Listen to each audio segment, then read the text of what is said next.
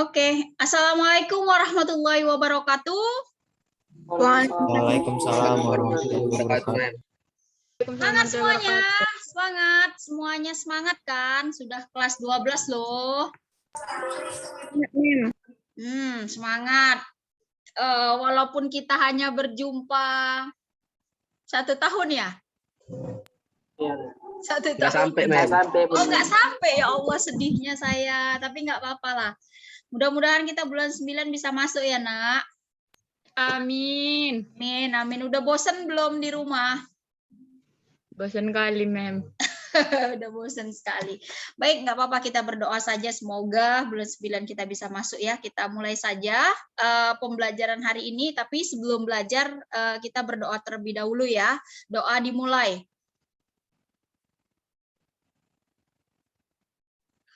Doa selesai. Baik, saya akan langsung saja men-share PPT saya pada hari ini. Oke, ini sudah kelihatan ya, Nak? Sudah kelihatan? Sudah. Jadi materi kita pada minggu ini adalah membahas tentang demokrasi liberal atau demokrasi parlementer, itu sama ya. Nah, jadi ketika kita membahas ini, maka indikator yang mau kita dapatkan pada pembelajaran ini adalah kita ingin menganalisis bagaimana dinamika perkembangan kabinet yang berlangsung, ya kan, di masa kabinet parlementer atau demokrasi parlementer atau demokrasi liberal ini yang berkisar dari tahun 1950 sampai 1959. Kemudian nanti ya melakukan presentasi ya harusnya kalau misalnya kita pertemuan langsung. Makanya mudah-mudahan bulan 9 kita bisa ketemu. Baik, itu indikator yang mau kita dapatkan hari ini. Nah, ketika kita membahas tentang demokrasi liberal, kalian bisa lihat nih yang dimaksud dengan demokrasi liberal. Jadi demokrasi liberal itu ya adalah sebuah demokrasi yang memberikan kebebasan, ya kan, kebebasan, kesempatan yang seluas-luasnya kepada setiap warga negara, siapa aja gitu, warga negara Indonesia. Nah, jadi kebebasan apa ya? Kebebasan dia mau mendirikan partai apa saja, pokoknya seperti itulah yang disebut dengan liberal. Kenapa? Karena memang pada saat itu Indonesia memang sedang dalam masa kemerdekaan. Jadi pengungkapan kebebasan, rasa kebebasan itu tertuang dalam sebuah demokrasi, yaitu demokrasi liberal. Nah, baik. Jadi ciri-ciri demokrasi liberal, coba kalian baca di sini ya. Jadi presiden dan wakil presiden tidak dapat diganggu-gugat katanya. Presiden berhak membubarkan DPR, Perdana Menteri diangkat oleh presiden, kemudian menteri bertanggung jawab terhadap parlemen. Nah, ini adalah ciri-ciri demokrasi liberal. Jadi ketika kalian melihat ini kira-kira bertentangan nggak dengan Undang-Undang Dasar 1945? Bertentangan, Bang. Iya, yang mana yang bertentangan, Nak? Presiden berhak membubarkan DPR itu, Mem. Oke, 1. Yang mana lagi yang bertentangan dengan undang-undang? Presiden dan wakil presiden tidak dapat diganggu. Iya, benar. Kemudian ya, jadi kalau melihat dari demokrasi liberal ini ya, ini sudah menyalahi yang namanya Undang-Undang Dasar 1945. Maka dalam sejarah konstitusi negara Republik Indonesia, Undang-Undang negara Indonesia itu selalu berganti saja, ya kan? Mulai dari awal kemerdekaan, kita memakai Undang-Undang 1945. Kemudian berganti, ya kan? Berganti jadi Undang-Undang Dasar RIS, kemudian berganti lagi Undang-Undang sementara, kemudian berganti lagi jadi balik lagi ke Undang-Undang 1945 sampai sekarang ya kita berganti lagi ke undang-undang yang sudah diamandemen. Nah, jadi ketika kita membahas tentang demokrasi parlementer atau demokrasi liberal itu banyak terjadi pelanggaran-pelanggaran yang sebenarnya bertentangan dengan Undang-Undang Dasar 1945.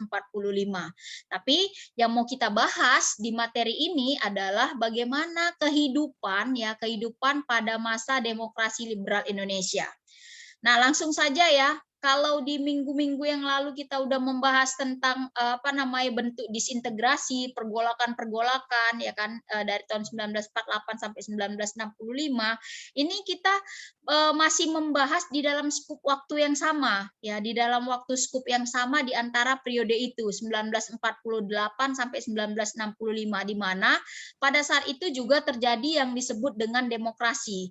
Demokrasi apa? Ya demokrasi liberal, demokrasi parlementer, kemudian nanti demokrasi terpimpin di situ nanti.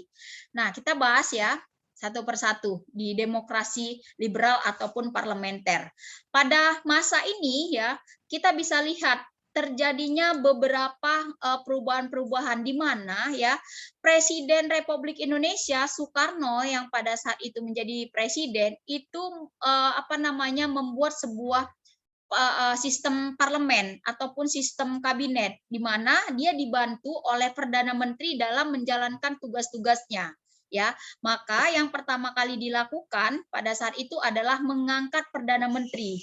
Jadi Perdana Menteri yang pertama kali diangkat pada saat itu adalah Perdana Menteri Natsir. Kemudian nanti ada Sukiman, ada Wilopo, kemudian sampai dengan Juanda. Ini adalah kabinet-kabinet pada masa demokrasi liberal atau demokrasi parlementer. Nah, kita bahas satu persatu tentang demokrasi liberal, yaitu yang di Perdana Menteri oleh Natsir. Nah, ini adalah biodata Natsir ya. Jadi Bapak Konstitusi itu adalah Muhammad Natsir. Ya, jadi ketika nanti ada sebuah pertanyaan atau ada sebuah yang menggelitik kalian tentang konstitusi, kalian ingat aja. Jadi pencipta konstitusi itu di Indonesia salah satunya adalah Muhammad Natsir ini. Nah, jadi kalian bisa lihat ya kenapa beliau itu dipilih, karena memang pada masa ini ya partai yang terbesar masanya, partai yang mempunyai massa yang terbanyak itu salah satunya adalah Masyumi ya, Masyumi. Nah, pemimpin dari Masyumi itu adalah salah satunya adalah Natsir. Nah, kemudian ya Natsir itu ketika diperintahkan menjadi Perdana Menteri untuk menjalankan pemerintahan ya yang membantu Presiden Soekarno pada saat itu punya program-program kerja. Kalian bisa lihat nih program kerjanya, yang pertama adalah menggiatkan usaha keamanan ya kan, kemudian memperjuangkan penyelesaian Irian Barat, dan nanti sampai yang terakhir nanti itu adalah di masalah pemilihan umum ya, ingin menyelenggarakan pemilihan umum. Jadi setiap kabinet itu punya dua program ya, punya dua program yang nggak bisa diganggu gugat. Dua program itu apa saja? Dua program itu yang pertama adalah masalah penyelesaian soal Irian Barat.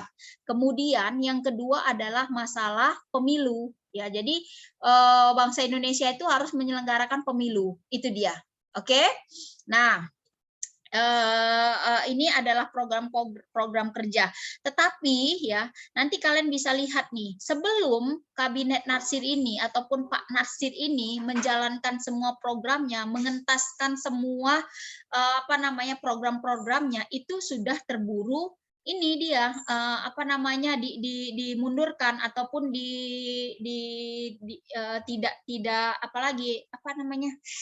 tidak berlaku lagi kabinet dia gitu. Artinya ya dia nggak menjadi Perdana Menteri lagi. Makanya kalian bisa lihat tuh di dalam kabinet parlementer ataupun kabinet liberal ini, itu rata-rata kabinetnya nggak berlangsung lama. Ada yang cuma 1 tahun, ada yang nggak sampai 2 tahun, nggak pernah lama. Nanti ada sih yang lama, tetapi nggak lama-lama kali, nggak sampai 5 tahun, nggak sampai, paling 1 tahun, 2 tahun, 3 tahun, seperti itu. Nah, makanya di sini ada kalimat, akan tetapi belum sampai program tersebut terlaksana, kabinet ini sudah jatuh pada 21 Maret 1951 dengan usia 6,5 bulan. Artinya nggak sampai 1 tahun kabinet Natsir ini udah nggak ini lagi ya kan, udah nggak berkuasa lagi. Nah, kenapa bisa jatuh kabinet ini? Kan di sini ya dalam rangka pembentukan DPRD dinilai oleh golongan oposisi terlalu banyak menguntungkan Masyumi. Jadi masih ada aja ya masih ada aja masyarakat di Indonesia ataupun tokoh-tokoh politik yang kita lihat memikirkan bahwasanya ini ada menguntungkan si partai ini. Jadi ada pandangan stereotip ataupun pandangan negatif ya, pandangan negatif terhadap suatu partai ingin menguasai partai-partai yang lain. Jadi sehingga ya itu tadi Indonesia nggak maju-maju karena berkutat di masalah dalam aja yang nggak selesai-selesai. Nah, seperti itu. Kemudian setelah kabinet Natsir itu jatuh, itu digantikan oleh kabinet Sukiman. Ini dia. Ya, kabinet Sukiman ini dia. Oke, saya agak nih. Nah, kabinet Sukiman ini nanti akan bisa kita lihat ya, dia yang menggantikan kabinet Natsir. Nah, sama juga ya. Jadi kabinet Sukiman ini juga nggak bertahan lama. Jadi kalau kalian lihat ya, masalah-masalah apa yang dihadapi oleh kabinet Sukiman ini karena memang banyak sekali pandangan-pandangan yang buruk terhadap si Sukiman ini dan anggota-anggotanya. Antara lain ya itu tadi ya, karena nanti dia merasa bahwasanya kabinet ini bekerja sama dengan asing sehingga nanti akan menguntungkan kabinet ini. Seperti itu pandangan-pandangan stereotip ini. Nah, jadi program kerja dari Sukiman ini bisa kalian lihat juga. Jadi program kerjanya sama sebenarnya. Ada dua tadi itu. Yang pertama itu adalah masalah Irian Barat, kemudian masalah yang lain adalah masalah pemilihan umum. Jadi kalau di Natsir juga ada beberapa program yang sudah terlaksana, misalnya ya program yang terlaksana itu misalnya dia ini bisa mengembangkan dan memperkuat kekuatan ekonomi rakyat. Jadi baru sedikit ya ekonomi rakyat itu bisa dipertahankan, tiba-tiba dilengsarkan, diturunkan. Sama seperti si Sukiman ini. Jadi belum semuanya program bisa terlaksana, masih misalnya menjalankan tindakan yang tegas sebagai negara hukum, menjamin keamanan dan ketentraman, itu nanti belum lagi dia menyelesaikan pemilu, belum lagi menyelesaikan Irian Barat, sudah disuruh turun. Karena apa? Karena dinilai bekerja sama dengan Amerika Serikat masalah soal keamanan. Jadi katanya di sini istilahnya Sukiman ini membocorkan masalah keamanan kepada pihak asing. Padahal tidak sama sekali. Karena apa? Yakinlah kalian, setiap orang ya kan, setiap tokoh dari masing-masing kabinet ini pasti punya tujuan dan cita-cita mulia untuk membanggakan Indonesia, untuk memajukan Indonesia. Tapi orang-orang yang menghancurkan itu banyak sekali. Makanya nggak heran kalau Jenderal Sudirman itu dia punya kata-kata yang bagus sekali untuk apa? Untuk menampar kita semua. Dia kalau dikasih 10 peluru, ya kalau dikasih 10 peluru, dia hanya butuh 1 peluru aja untuk musuh, ya untuk musuh asing. Tapi dia butuh 9 peluru untuk para pengkhianat. Artinya apa? Artinya seperti itulah keadaan Indonesia, di mana banyak orang yang ingin menghancurkan tanpa memandang bahwasanya orang tersebut itu sebenarnya ya ingin memajukan Indonesia, seperti itu. Makanya sekarang ini kita harus banyak-banyak berpandangan ataupun berpikiran positif terhadap pemerintahan ini. Yakinlah kalian akan pemerintahan ini, kalau semuanya didukung ya kan pasti akan maju Indonesia. Jangan mempertahankan, jangan memikirkan hal-hal yang negatif. Jadi ya ini aja, kita nggak usah berpikiran negatif terus, tapi berpikiran positif dan membangun Indonesia. Itu dia ya. Oke, kemudian setelah tadi kabinet Sukiman jatuh, ya kan? Di sini kabinet Sukiman itu dari mulai tanggal 27 April 1951 sampai 23 Februari 1952. Jadi nggak sampai setahun juga ya nak ya, nggak sampai setahun kabinet ini berlangsung. Kemudian dilanjutkan dengan kabinet Wilopo. Jadi sekitar 1 tahun juga ya. Jadi kabinet Wilopo itu yang menjadi perdana menteri adalah Wilopo. Dengan apa?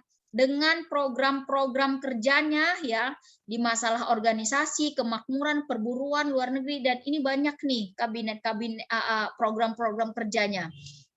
Nah, jadi kabinet Wilopo juga nanti ya akan runtuh juga. Kenapa? Karena nanti akan ada orang-orang ya yang tidak senang juga terhadap kabinet ini, sehingga nanti dia dijatuhkan. Nah, jadi masalah-masalah ketidakpercayaan terhadap Wilopo, terhadap partainya, terhadap organisasinya, itu yang akhirnya membuat si Wilopo ini jatuh. Ya, oke. Ini tadi ada apa ya? Ada masalah kegagalan Wilopo ya, yang salah satunya nanti kalian bisa lihat ada peristiwa Tanjung Morawa.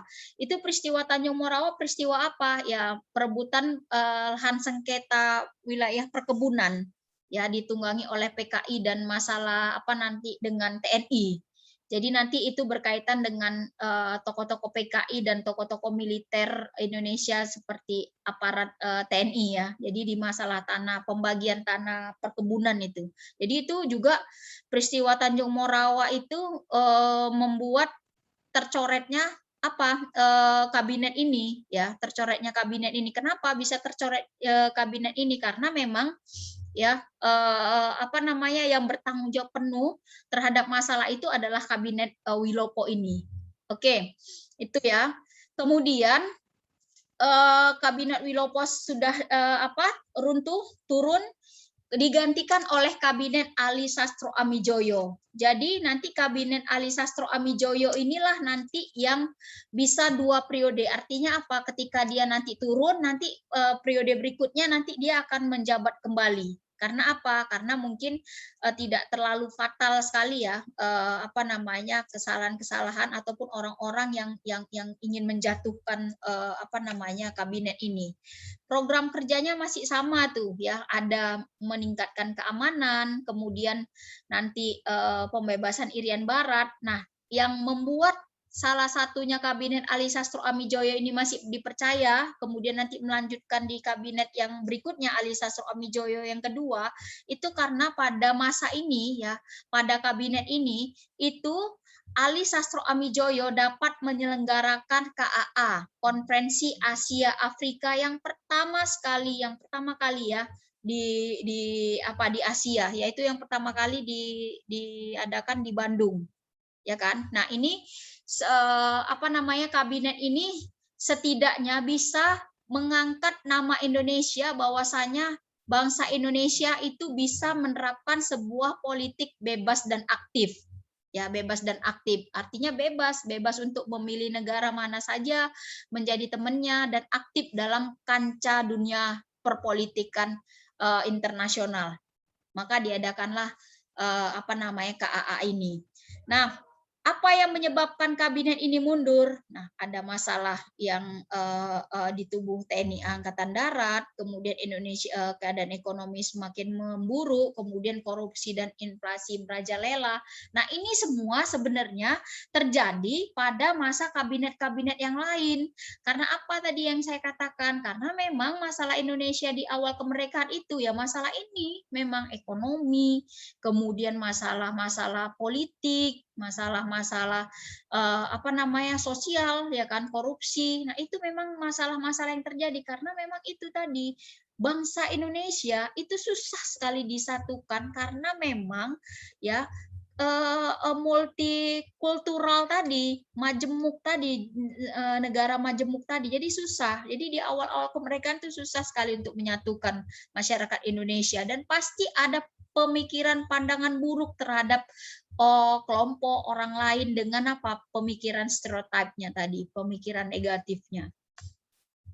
Oke, kemudian setelah kabinet Ali Sastro Amijoyo itu terjatuh karena masalah ini ya, dia digantikan oleh kabinet Burhanuddin Harahap. Nah, jadi sama ya, kalau kabinet ini juga belum bisa menyelenggarakan pemilu, kalau pada kabinet Burhanuddin Harahap, itulah kabinet ini yang sudah bisa apa namanya menyelenggarakan pemilihan umum pertama sekali. Jadi dalam sejarah ya kabinet yang bisa apa namanya mengadakan pemilihan umum itu adalah di kabinet Burhanuddin Harahap. Nah, kabinet ini juga nggak bertahan lama, coba kalian lihat. Jadi dia dari 1955 sampai 1956 aja. Jadi fokus tujuan dari kabinet ini adalah penyelenggaraan pemilu, dan terbukti pada kenyataannya kabinet ini bisa menyelesaikan pemilihan umum. Tapi masalah pengembalian Irian Barat belum bisa dilakukan. Nah, jadi nanti kabinet-kabinet ini membuat marah nanti Presiden Soekarno. Karena apa? Dua tugas utama yang ditugaskan kepada perdana menterinya itu nggak bisa juga terselesai. Kalau menurut saya gimana mau selesai? Orang waktunya aja sebentar banget, cuma 1 tahun, nggak sampai 1 tahun udah ditumbangkan, udah dijatuhkan seperti itu. Sedangkan sekarang aja mungkin presiden aja yang 5 tahun aja program kerjanya kadang belum selesai, ya kan? Belum selesai dijalankan. Itu yang 5 tahun, konon lagi yang nggak sampai 1 tahun. Nah, jadi kabinet ini juga nanti memiliki kendala-kendala ya. Yang pertama nanti adalah masalah-masalah kepemerintahan dengan mutasi-mutasi anggota-anggotanya itu menjadi pelemahan dari kabinet ini sehingga dia diturunkan. Nah, tapi udah bagus sih. Kenapa? Karena sudah bisa menyelenggarakan pemilu walaupun yang masih dipilih adalah masih skup terkecil saja, Dewan Perwakilan Rakyat saja, masih beberapa aja. Tetapi mereka sudah membuktikan bahwasannya pemilu sudah bisa dilaksanakan. Ya, pemilu sudah mereka laksanakan dengan baik walaupun hanya memilih legislatifnya saja. Oke, kemudian ya setelah Burhanuddin Harahap ya digantikan lagi oleh kabinet Ali Sastro Amijoyo yang kedua, ya kan. Nah, di sini nanti ya pada kabinet ini memang titik tolak program kerjanya saya lihat seperti apa aja, masalah politik luar negeri. Kalau yang tadi kita lihat bisa kabinet ini bisa menyelenggarakan KAA, nah kali ini ya pada program ini dia nanti bisa mengirimkan pasukan Garuda yang pertama. Jadi Indonesia itu berkontribusi sekali perpolitikan Indonesia. Politik bebas aktifnya itu memang terus diperhatikan benar dalam kabinet Ali Sastro Amijoyo kedua ini. Terbukti dari pengiriman misi Garuda pertama sekali ke Mesir, di mana bangsa Indonesia menjadi salah satu bangsa yang mengirimkan TNI-nya, angkatan daratnya ya kan ke Mesir untuk membantu perdamaian di sana. Bukan untuk merusuh, tapi untuk misi perdamaian. Nah, itu dia. Tapi nanti ya akhirnya nanti kabinet ini juga menyerahkan mandatnya. Karena apa? Karena nanti timbulnya keretakan dalam kabinet ini sendiri. Terakhir Ali Sastro Amijoyo ya udahlah serahkan aja mandatnya. Karena apa? Di dalam kabinet itu sendiri terjadi perpecahan, keretakan. Nah, oke. Kemudian digantikan dengan kabinet Juanda. Nah, ini kabinet yang terakhir. Ya, ini kabinet yang terakhir di dalam demokrasi parlementer ataupun demokrasi liberal. Jadi nanti program-program kabinet ini nanti ada membentuk Dewan Nasional, kemudian ada normalisasi keadaan Republik Indonesia, mempercepat pembangunan. Nah, ada banyak sekali. Jadi yang ingin diharapkan dari kabinet Juanda ini termasuk 2 masalah penting tadi. Pemilu sudah, 1 masalah penting yaitu masalah pengembalian Irian Barat ke NKRI, yang pada saat itu status Irian Barat itu masih terombang-ambing dia. Ini masuk mana nih? Masuk wilayah mana nih? Ya kan? Apakah mau diambil Belanda atau mau jatuh ke Indonesia atau ke NKRI? Masih ngambang dia. Ya, akhirnya nanti kabinet ini juga nggak bisa menyelesaikan masalah pengembalian Irian Barat, ya kan, dan membuat kabinet ini akhirnya dibubarkan oleh siapa? Oleh Soekarno, karena memang kabinet ini dinilai tidak bisa menyelesaikan masalah Irian Barat, dan ketidakpercayaan Soekarno terhadap kabinet-kabinet yang berlangsung selama masa era demokrasi liberal atau demokrasi parlementer ini membuat Soekarno membubarkan semua kabinet, tidak ada lagi. Maka nggak ada kabinet, nggak ada perdana menteri, semua kekuasaan itu kembali ke tangan Presiden Soekarno sebagai pemegang kekuasaan pada saat itu. Nah, karena apa? Karena beliau memikirkan bahwasanya nggak ada yang bisa menyelesaikan Irian Barat. Ini sepertinya harus aku yang turun tangan untuk mengembalikan masalah Irian Barat. Akhirnya bubar dan kembalilah nanti ke ke masa semula di mana pemerintahan itu tetap dijalankan oleh penguasa, oleh presiden, yaitu Presiden Soekarno dan wakilnya Muhammad Hatta. Seperti itu tentang tentang kabinet parlementer. Silahkan kalau misalnya ada yang mau bertanya, Nak. Bu, saya bertanya, Bu. Ya, silahkan Riyadi. Mustaqim. Oh, mana nih? Mana Mustaqim? Silahkan Mustaqim. Nah, itu tadi kan di 3 kabinet terakhir, Mem. Itu ada pembatalan keputusan KMB kan, Mem. Itu Ya. keputusannya apa, Mem? Gimana? Pembatalan keputusan KMB. Ya, pembatalan keputusan KMB. Kenapa? Karena memang di konferensi meja bundar itu keadaan Indonesia juga nggak membaik. Wilayah-wilayah Indonesia juga nggak membaik. Salah satunya adalah masalah Irian Barat. Jadi permasalahan memang yang dihadapi pada saat itu adalah masalah Irian Barat. Makanya pembatalan KMB itu harus dibatalkan karena apa? Nggak sesuai dengan yang dimaui, dengan yang seharusnya didapatkan oleh bangsa Indonesia. Seperti itu, Mustaqim. Jadi di KMB itu kan belum jelas juga pemilik dari Irian Barat. Masih gantung dia Irian Barat itu. Makanya harus dibatalin, harus ada pembatalan. Dan kalau misalnya kita berkaca pada perundingan ataupun perjanjian-perjanjian yang pernah dilakukan oleh bangsa Indonesia dengan Belanda seperti Renville, kemudian perjanjian Linggarjati, nah itu semuanya wilayah-wilayah Indonesia itu udah nggak ada lagi, habis dia. Habis di mana? Ya habis dipecah-pecah, udah nggak jadi kesatuan Republik Indonesia lagi, udah pecah semuanya. Jadi menjadi bagian wilayah-wilayah yang terpecah-pecah. Itulah memang tujuan Belanda untuk apa? Untuk kembali memecah Indonesia karena memang merasa bahwasannya itu bukan wilayah Indonesia secara keseluruhan. Pandai-pandaian kali orang Indonesia, tokoh-tokoh Indonesia menyatukan wilayah-wilayah itu. Itu dia tadi, Mustaqim. Oke, berikutnya, Nak. Saya, Mem. Ya, silahkan Anissa. Tadi, Mem, Kabinet Ali Sosro Amijoyo yang pertama itu kan dia dilengsarkan karena salah satu masalahnya yaitu masalah dalam tubuh TNI AD. Masalah apa itu, Mem? Oh iya, masalah pergulingan kekuasaan. Jadi pergantian kekuasaan misalnya seperti ini. Kepala dari TNI AD siapa? Kemudian anggota-anggotanya siapa? Itu masalah kekuasaan seperti itu. Itu sebenarnya sepele ya, Anissa. Tapi itulah memang yang terjadi di Indonesia. Sampai dengan saat ini juga masalah seperti itu terjadi. Itu aja, Anissa. Tapi, Mem, kenapa dia bisa menyebabkan kabinet tersebut jatuh? Padahal masalahnya itu nggak terlalu sebesar itu, Mem. Ya, memang menurut kita nggak besar. Tapi pada saat itu, memang yang mewakilin ataupun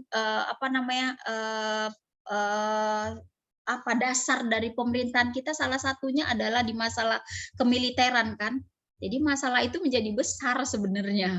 Karena apa? Itu berkaitan dengan apa? Dengan kekuatan bangsa Indonesia. Makanya perebutan kekuasaan itu yang terjadi di Indonesia itu menjadi suatu persoalan pada saat itu yang besar. Karena memang pada saat itu masalah internal di Indonesia di militer itu menjadi tanggung jawab yang besar untuk yang harus dilakukan di bagian kemiliteran. Itu dia. Seperti itu. Oke ya, Anissa ya. Oke, Mem. Ya.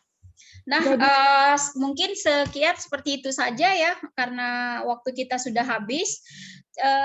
Saya ingin menghimbau kepada kalian, saya hanya membuat 1 kali percobaan untuk psikologi kuis. Jadi memang benar-benar kuisnya itu memang benar-benar ketika kalian ngerjakan pada jaringan yang bagus gitu. Jangan sampai dia keluar kalian nggak bisa masuk lagi itu. Kemudian ya akhir bulan ini saya akan mengeluarkan nilai-nilai kalian yang akan dibagikan melalui wali-wali kelas. Silahkan kalau misalnya ada yang nggak sesuai nilainya, kalian boleh WA saya. Jadi kalau misalnya nggak dibalas, nggak apa-apa, nak. Yang penting kalian lihat saja nanti. Itu biasanya kalaupun nggak dibalas, saking banyaknya itu WA-WA yang masuk, tapi itu pasti akan saya akan saya edit, ya kan? Akan saya perbaikin, akan saya lihat nilai-nilainya. Begitu aja ya, nak ya. Saya akhirin untuk pertemuan kita pada hari ini. Terima kasih yang sudah ikut Zoom Sejarah Indonesia. Saya ucapkan alhamdulillah. Assalamualaikum warahmatullahi wabarakatuh. Waalaikumsalam warahmatullahi wabarakatuh. Waalaikumsalam warahmatullahi wabarakatuh.